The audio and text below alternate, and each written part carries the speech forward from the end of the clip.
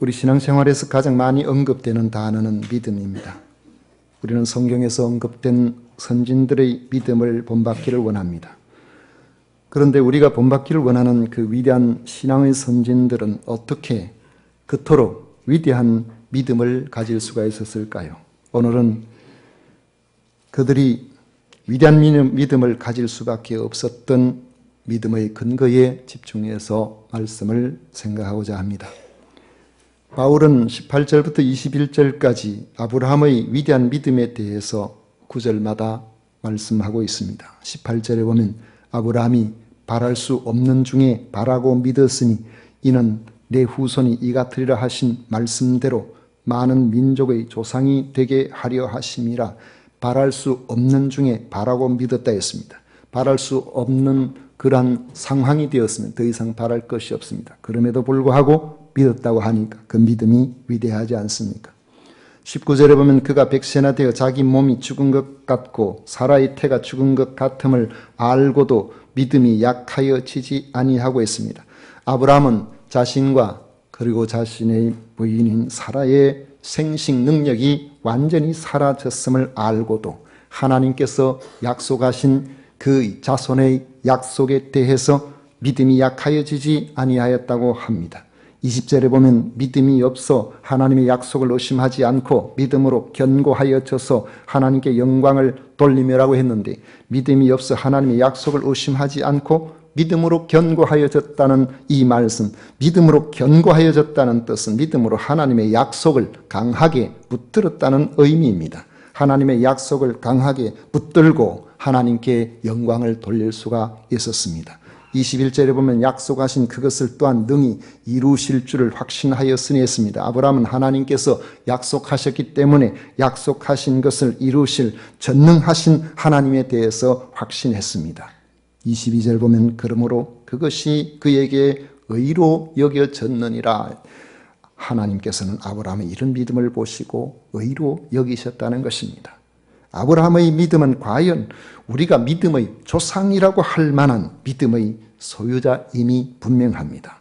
그런데 아브라함의 이런 위대한 믿음은 그 자체로 의미가 있다기보다 믿음의 대상이 되시는 전능하시고 언약을 성실하게 이루어 나가시는 하나님을 근거로 하고 있음에 의미가 있는 것입니다. 간혹 믿음이 그렇게 좋아 보이는 사람들이 시험에 드는 경우가 있죠. 어느 날 저는 하나님이 살아계신지 의심이 갑니다. 또 어떤 사람은 그렇게 이야기합니다. 하나님이 과연 살아계셔서 내 기도를 들어주시는지 저는 알 수가 없습니다. 또 말하죠. 하나님이 살아계신다고 하더라도 저는 하나님이 좋으신 하나님이신지 거기에 대한 믿음이 가지를 않습니다.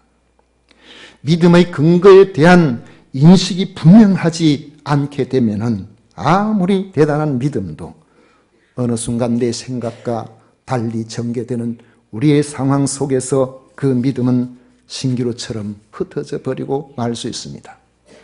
이단들 열심이 정말 대단하죠. 그들의 믿음이 열심으로 나타납니다. 진주에도 신천지 이단들이 많은 비용을 들여서 대형 버스를 구매해서 거기에 CBS 방송과 한기총을 비난하는 그러한 문구나 이런 여러 사진들로 온통 차를 다 덮어가지고 진주와 창원을 배회하고 다닙니다. 하루는 제 메일에 한 50통의 메일이 한 번에 쏟아졌어요. 보니까 전부 이 신천지가 제 메일을 주소를 어떻게 알았는지 거기에 대해서 집중적으로 기독교를 비난하는 그런 메시지를 보내왔습니다. 50통 지우면 한참 걸립니다. 지금도 하루에 한두 통은 꼭 옵니다. 자신들의 치부를 드러내니까 CBS가 잘못되었다고 그렇게 몰아붙이고 있는 것이죠. 그런데 안 죽을 것이라고 굳게 믿고 있는 그들의 믿음의 근거가 되는 그들의 교주가 만약에 죽음을 맞게 된다면 과연 신천지는 어떻게 될까요? 과거에 그토록 전 세계적으로까지 득세하였던 통일교도 그들의 교주가 죽고 머지않아서 세력이 약해졌습니다. 신천지도 그렇게 될 날이 그렇게 멀리 있지 않습니다. 아브라함의 위대한 믿음은 믿을 수 없는 상황에서도 믿음을 가질 수밖에 없는 남들이 갖지 못한 자기 발생적인 믿음의 역량으로 이해를 한다면 우리는 아브라함의 믿음에 대해서 잘못 알고 있는 것입니다. 맹목적인 믿음을 가진 사람들이 믿음이라는 이름으로 가정을 방치하고 비상식적인 행동으로 세상의 지탄을 받는 경우가 세상에 얼마나 많이 있습니까? 믿음의 분량만을 가지고 말한다면 이 이단들의 믿음이 정말 대단합니다. 다만 믿어서는 안 될 것을 믿기 때문에 문제가 되는 것입니다. 아브라함의 믿음을 대단하게 만든 믿음의 근거를 아는 것이 중요합니다. 그의 신앙 고백과 아브라함에게 나타나신 하나님의 이 자기 계시를 통해서 이 아브라함의 믿음의 근거를 우리는 알 수가 있습니다. 창세기 14장 22절 이하에 보면 아브라함이 소돔 왕에게 이르되 천지의 주제이시요 지극히 높으신 하나님 여호와께 내가 손을 들어 맹세하노니 내 말이 내가 아브라함으로 치부하게 하였다 할까 하여 내게 속한 것은 실 한 오락이나 들매끈 한 가닥도 내가 가지지 아니하리라 했습니다. 아브라함이 소돔에 살고 있던 자기 조카인 롯을 사로잡아갔던 엘람 왕 그돌라 오멜과 함께한 왕들을 야간에 추격해서 기습해서 그들을 쳐부수고 그리고 거기에 사로잡혀갔던 모든 포로들을 다 데리고 왔습니다. 그리고 많은 전리품들을 가지고 왔습니다.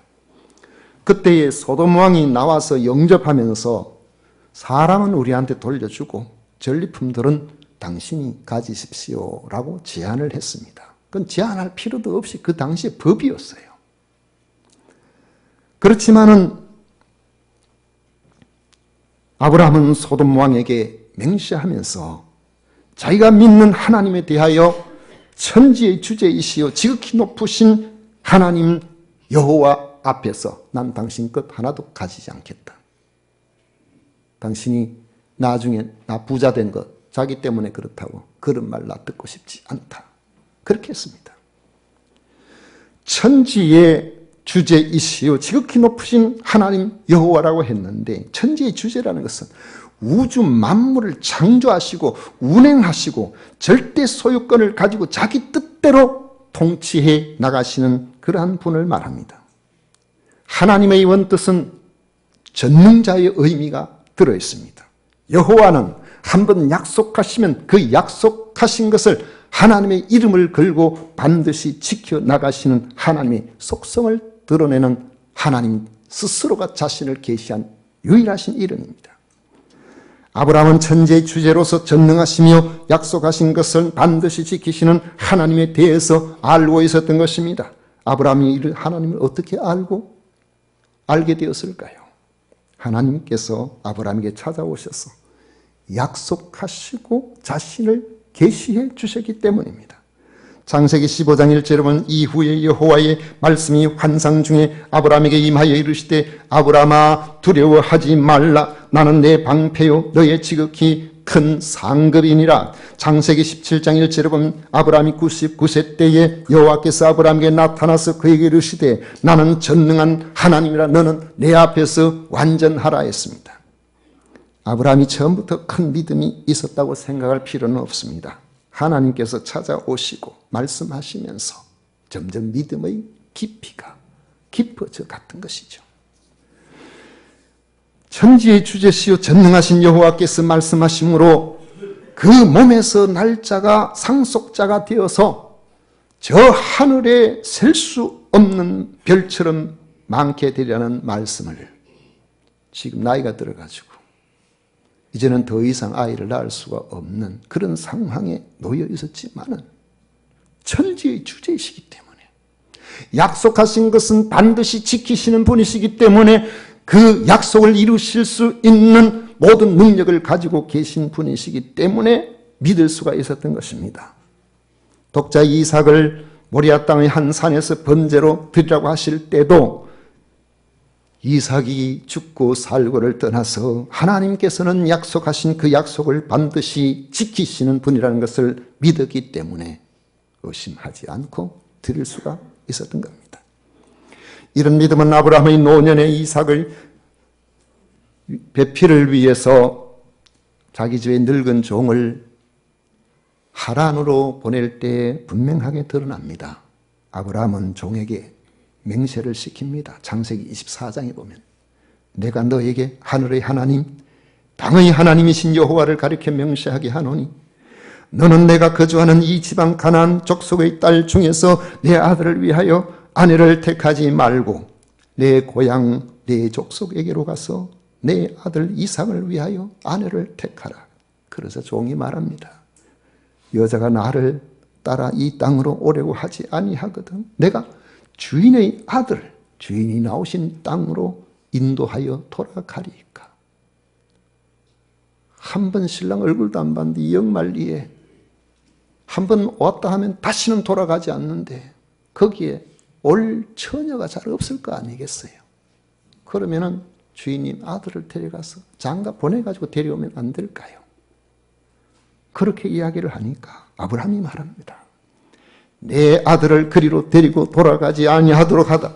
하늘의 하나님 여호와께서 나를 내 아버지의 집과 내 고향 땅에서 떠나게 하시고 내게 말씀하시면 내게 맹세하여 이루시기를 이 땅을 내 씨에게 주리라 하셨으니 그가 그 사자를 너보다 앞서 보내실지라. 내가 거기서 내 아들을 위하여 아내를 택할지니라. 만일 여자가 너를 따라오려고 하지 아니하거든 나의 이 맹세가 너와 상관이 없나니 오직 내 아들을 데리고 그리로 가지 말지니라. 왜 아브라함의 믿음을 우리는 위대하다고 합니까? 당장 아들의 아내감을 생각대로 구하지 못하는 일이 있다고 하더라도 가나안 땅을 통한 하나님과의 그 언약을 어기지 않겠다는 이러한 결단이 어디서 왔을까요? 내 생각대로 안 되면 내가 어떻게 하나? 내가 기도했는데 기도의 응답이 없으면 어떻게 하나? 우리는 그런 것에 많은 조바심을 가집니다. 나는 이렇게 되기를 기도하고 하나님 앞에 바랐는데 그렇게 안 되면 어떻게 하나? 나는 언제까지는 이 문제가 해결되기를 바랐는데 그렇게 안 되면 나는 어떻게 하나? 우리의 신앙의 많은 흔들림이 바로 이런 조바심에서 시작이 되는 것입니다. 그러나 아브라함은 이런 조바심에서 벗어났습니다. 내 아들 그곳에 좋은 배필을 찾아서 결혼하게 될 것은 하나님께서 아마 하실 것이지만 그렇게 되지 않는다고 할지라도 하나님의 언약은 변함이 없고 당장 눈앞에 내 아들은 결혼을 못 시킨 한이 있다고 할지라도 나는 하나님의 약속을 믿고 기다리겠다는 그러한 믿음이 그 속에 들어와 있는 겁니다. 기다리면 이삭을 주시는데 과거에 그는 조바심 때문에 믿음의 자식이 아닌 하나님 기뻐하시지 않은 이스마엘을 낳았던 경험이 있었습니다. 이제 최선을 다하지만은 조바심을 갖지 않고 하나님이 어떻게 하시든지 하나님의 손에 완전히 맡겨드리겠다는 바로 그러한 믿음을 가지고 있었던 것입니다. 그 이유는 믿음의 근거가 되시는 하나님이 어떤 분이신지를 알았기 때문입니다. 단 한 명의 자식도 없는 아브라함에게 하늘의 별 같은 수많은 자손을 주겠다고 하신 하나님께서는 99세라는 인간적으로는 생산이 불가능한 아브라함에게 생식 능력을 주셔서 이삭이 태어나도록 해주신 그런 분입니다. 그 이삭을 모리아 땅의 한 산에서 번제물로 드리라고 하시는 이해할 수 없는 말씀이 그에게 주어졌을 때에 그가 드릴 수 있는 바로 그 믿음으로 나아간 것은 하나님의 능력으로 하늘의 수많은 별 같은 자손을 보게 하실 하나님의 그 놀라우신 능력을 그가 믿었기 때문입니다. 자식이 있든지 없든지 과거에도 없었어요. 그런데 하나님의 약속만 있었습니다. 이삭이 아버지에게 모리아산에 자기를 불태울 제물로 바쳐서 불로 태울 번제라는 것은 제물을 불로 태워서 드리는 거니까요. 장작을 치고 아버지하고 산으로 올라갑니다. 이삭의 아버지에게 물었습니다. 아버지, 불과 나무는 있지만은 번제할 어린 양은 어디 있습니까? 아브라함이 뭐라고 대답했습니까? 내 아들아, 번제할 어린 양은 하나님이 자기를 위하여 친히 준비하시리라. 바로 이런 믿음의 근거가 되시는 하나님을 믿었기 때문에 이삭의 아내감을 데려오지 못한다고 하더라도 아브라함은 사람의 방법을 동원하지 아니하고 하나님이 하실 방법을 기다릴 수가 있었던 것입니다. 우리가 분명히 기억해야 할 것은 하나님 앞에서 우리가 믿음의 생활을 해나간다고 할지라도 세상 돌아가는 것이 내 생각처럼 되지를 않습니다. 내 기도대로 되지를 않습니다. 상황이 내가 바라는 것과는 정반대로 흘러갈 때가 얼마나 많습니까? 그런데 우리가 분명히 기억해야 할 것은 그럼에도 불구하고 나를 향하신 하나님, 살아계신 하나님은 여전히 계시고 그 언약은 여전히 우리에게 유효하다는 것입니다. 그게 우리에게 필요한 것은 전적으로 하나님 앞에 맡겨드리고 하나님의 처분을 기다리고 하나님이 하시는 그 모든 일 앞에 조바심을 갖지 않고 기다리고 견디고 믿어드리는 것입니다. 그런데 바울은 이 구절에 대해서 중요한 의미를 부여합니다. 23절 이하에 보면 그에게 의로 여겨졌다 기록된 것은 아브라함만 위한 것이 아니요 의로 여기심을 받을 우리도 위함이니 곧 예수 우리 주를 죽은 자 가운데서 살리신 이를 믿는 자니라. 하나님께서 아브라함의 하나님의 말씀에 믿음을 의로 여기신 것을 기록한 그 목적이 아브라함에게 끝나는 것이 아니고 믿음의 근거가 되시는 하나님이 하시는 일을 믿는 우리 모두에게 다 적용된다는 거예요. 그것이 유대인이든 헬라이든 2000년 전이든 지금이든 누구든지 하나님 앞에 나아가는 사람에게는 아브라함이 가진 바로 그 믿음, 전능하신 하나님, 천지의 주제가 되신 하나님, 여호와 하나님, 그 하나님에 대한 믿음을 가진 사람에게는 누구에게나 그 믿음을 의로 여겨주신다는 것입니다. 아브라함이 100세나 되어 자기 몸이 죽은 것 같고 사라의 태가 죽은 것 같음을 알고도 믿음이 약하여 지지 아니하고 하나님의 약속을 의심하지 아니한 것은 주변의 환경의 변화 때문이 아닙니다. 자기의 의지가 강해서 그런 것이 아닙니다. 상황은 늘 바뀌고 내 생각처럼 되지 않고 답답하고 견디기 어렵지만 천지를 창조하시고 자기의 뜻대로 움직여 나가시는 하나님, 전능하신 하나님, 한번 약속하시면은 반드시 그 약속을 지키고야 마시는 그 하나님께서 나를 사랑하신다고 하셨으니 나는 그 사랑을 붙잡는 것입니다. 우리의 믿음의 근거는 하나님이 주시는 뭔가에 있는 것이 아니라 하나님 자신에게 있다는 거죠. 우리 하나님이 어떤 분이신가 하는 것에 대한 그런 믿음을 우리가 가질 때에 우리는 흔들리지 않고 조바심 내지 않고 한결같이 그렇게 나아갈 수가 있습니다. 하나님은 예수님을 우리의 죄 때문에 죽음에 내어주셨지만은 우리를 의롭다 하시기 위해서 다시 살아나게 하셨습니다. 그런데 우리가 왜 이 사실을 믿어야 됩니까? 이 사실을 믿어야 할 믿음의 근거가 도대체 어디에 있습니까? 천지의 주제이신 전능하신 하나님께서 그렇게 하셨기 때문에 우리가 믿는 것입니다. 성경은 끊임없이 구원의 메시아를 계시해 왔습니다. 그분이 죄인을 위해서 고난을 받으실 것을 말씀하셨습니다. 그리고 다시 살아나실 것을 말씀하셨습니다. 그래서 예수님이 우리와 무슨 상관이 있는지, 대속의 원리가 왜 우리에게 유효한 것인지, 다시 살아난다는 것이 어떻게 해서 사실로 우리가 받아들일 수 있는 것인지, 이것은 믿음의 근거가 되시는 하나님을 전제로 하고 가능한 것입니다. 하나님께서 그렇게 말씀하시고 하나님께서 그렇게 하시지 않았다면요, 우리는 의심할 수밖에 없고 믿을 수가 없는 것들이에요.